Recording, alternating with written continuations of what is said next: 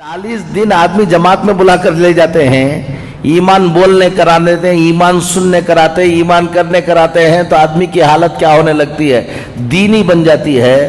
अगर एलकेजी से बच्चा शुरू करके 10th स्टैंडर्ड तक मुसलसल कुफ्र सुने, कुफ्र बोले, कुफ्र देखे, कुफ्र करे, तुम्हारा बच्चा ईमान में बाकी रह जाएगा कि कहते लो। बेंगलुरु में मेरा एक स्कूल है, मैंने 3 जनवरी को अंबेडकर हॉल में मैंने अपना एनुअल डे किया। उससे पहले उस एनुअल डे की तैयारी के लिए हॉल को इंस्पेक्शन करने के लिए 2 दिन गया। उससे पहले 2 दिन पहले 2 तारीख को भी एक स्कूल का फंक्शन हो रहा था, एनुअल डे हो रहा था। 1 तारीख को भी एक स्कूल का एनुअल डे हो रहा था। मैं देखने के लिए अंदर गया, 90% मुसलमान बच्चे बुर्का ओढ़कर ऑडियंस अपने बच्चों को देखने के लिए आए हैं और वहां पर पूजा कर रहे हैं बच्चे और हमारे पेरेंट तालियां मार रहे हैं। वो स्कूल वाले करा रहे हैं, वो उसको बात छोड़ दो, स्कूल भी मुसलमानों की स्कूल है। स्कूल भी किसकी है? मुसलमानों की स्कूल है। और ऑडियंस ऐसा लग रहा था कि जुमा हो रहा है। वहां पर सब टोपियां पहन ले कोई बैठे हुए थे, सब बुरखे पहन लेकर बैठे हुए थे। वो बुरखे भी पहन लेकर बैठे हुए थे जिसमें नाखून भी ना दिखे, लेकिन उनके बच्चे पूजा कर रहे हैं और क्या मार रहे हैं। अब सोच लो कि ये हालत होगी तो 10-12 साल के बाद इस मुल्क के अंदर हालात क्या होने वाले हैं। हम कह रहे हैं कि व्हाट्सएप पे डालते हैं फलां बच्ची क्या कर रही है, रजिस्टर मैरिज हो जा रही, कुछ देखो। ये तो अभी बारिश से पहले की जो रिमझिम झड़ी जिसे बोलते हैं वो है। 12 साल के बाद अभी ये सिलेबस पूरा ये होने के बाद जो तुम्हारे मोहल्लों में, तुम्हारे घरों में होगा, तुम अंदाजा नहीं लगा पाओगे। एक बात आप सबको मैं बताता हूं, आज 2 बातें आपको बताकर जाऊंगा। अल्लाह ताला हमको समझ की तौफीक नसीब फरमाए। खुद अपनी नस्ल की फिक्र करो, अपने बच्चों की फिक्र करो, डॉक्टर बनो। मैं 56 स्कूल चलाता हूं अल्हम्दुलिल्लाह पूरे हिंदुस्तान में, ताकि हमारे बच्चे डॉक्टर बने, इंजीनियर बने, मॉडर्न एजुकेशन में आगे आए। मैं उसका दाई हूं।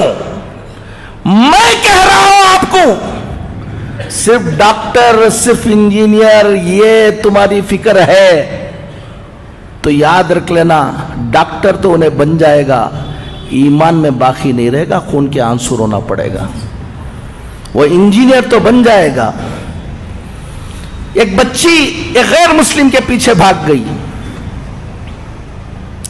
वो लोग पूरे मिलकर मेरे पास आए और आकर कहने लगे कि मौलाना हम फला हैं, फला हैं। रो रहे थे, दुख से बिलबिला रहे थे।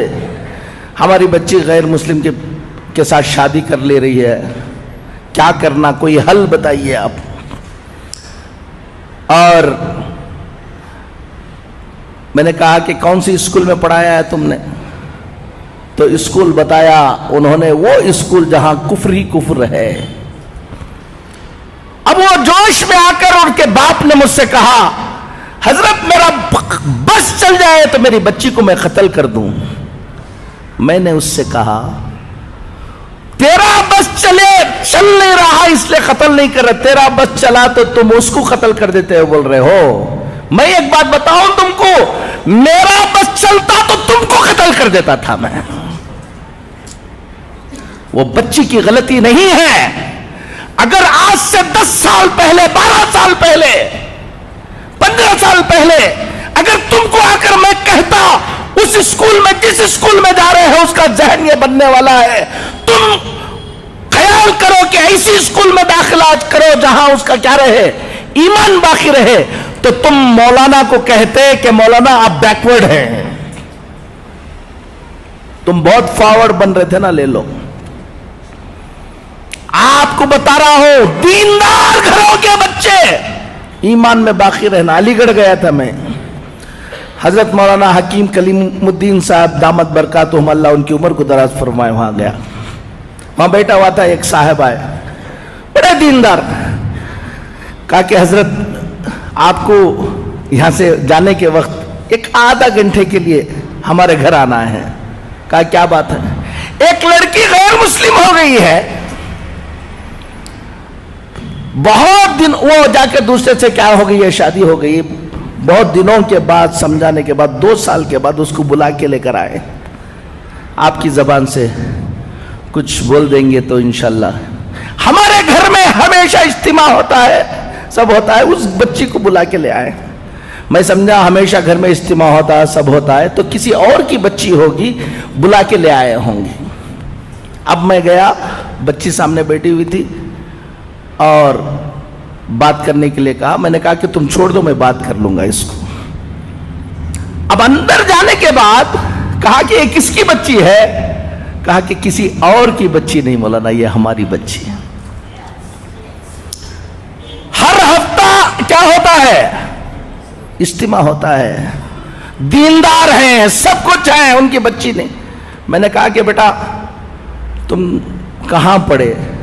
کہا گرکل میں پڑھے حضرت ہم۔ میں نے کہا کہ علی گڑھ میں تم کو اور کوئی اسکول نہیں ملی؟ گرکل میں پڑھایا۔ کتنے بچے تھے؟ پورا گرکل کفر سکھاتا ہے، اسی کام کے لیے بنایا گیا ہے۔ اب آپ اپنی بچی کو ڈاکٹر بنانے کا جذبہ، آپ بچی کو بھیج رہے ہیں، دیکھ نہیں رہے ہیں، اور اچھے مارکس آ رہے ہیں، یہ آ رہے ہیں، یہ سب دیکھ رہے ہیں۔ میں نے کہا کتنی اور مسلمان بچیاں تھیں وہاں پر؟ کہا کہ ہم لوگ ایک 6-7 بچیاں تھیں، کیا کیا پروگرام ہوتے تھے، کیا کیا، اب پورا بتایا۔ میں نے ان کو بلا کر بتایا، ہفتے میں 1 مرتبہ تم گھر میں بٹھا کر اس بچی کو اجتماع سنا رہے تھے، اور صبح کو اٹھے تو شام تک وہ کفر سنا رہے تھے۔ تمہارے کفر، اس کفر کا اثر ہوگا یا تمہاری تعلیم کا اثر ہوگا؟ ایک بات ذمہ داروں کو کہتا ہوں، اپنے اپنے علاقے کے اندر ٹیوشن سینٹر شروع کرو، بچے اسکولوں کو جائیں، ٹیوشن کو آئیں، اور ٹیوشن کو آ کر جو ٹیوشن پڑھانے کے وقت جو کتابوں کے اندر کفر لکھا ہوا ہے، ٹیوشن بھی پڑھائیں اور کفر کو کلیریفائی بھی کرے ہمارے ٹیچرز۔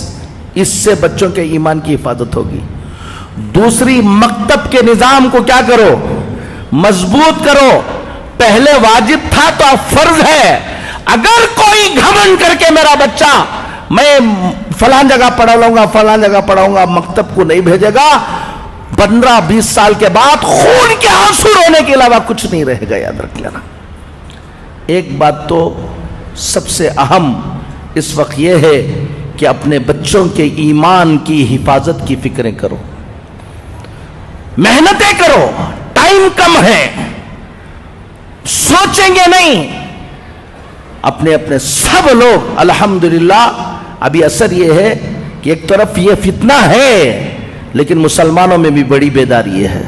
ہم پورے ہندوستان میں جاتے ہیں، ہر مسلمان چاہتا ہے کہ کچھ نہ کچھ ہم دین کے لیے کریں۔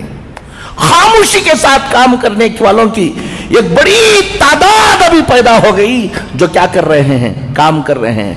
آپ کو بھی، نوجوانوں کو کہتا ہوں، سب کو کہتا ہوں، اپنا وقت اور اپنا پیسہ، اپنی دولت، تھوڑا سا پیٹ پر پتھر باندھ لو، لیکن اپنی اس آنے والی نسل کی حفاظت کی محنت میں لگاؤ۔ ہمارے بچے جو بڑے بچے ہیں، نوجوان بچے ہیں، کالجوں میں پڑھ رہے ہیں، یہ کر رہے ہیں، ہر دن 1-2-2.5 گھنٹہ دو شام کا وقت کہ بچوں کو جمع کر کے ٹیوشن تم چلاؤ، چلا کر ان کو اچھا پڑھاؤ اور کفر شرک کی پہچان ان کو بناؤ۔ اگر تم 1-2 گھنٹے اپنے ان ملت کی حفاظت کے لیے نہیں دے سکتے تو کہیں چائے پی لے کر قوم کی حالت پر گفتگو کرنے کا تم کو کوئی حق نہیں ہے۔ تیار بیٹھو تباہی و بربادی کے لیے۔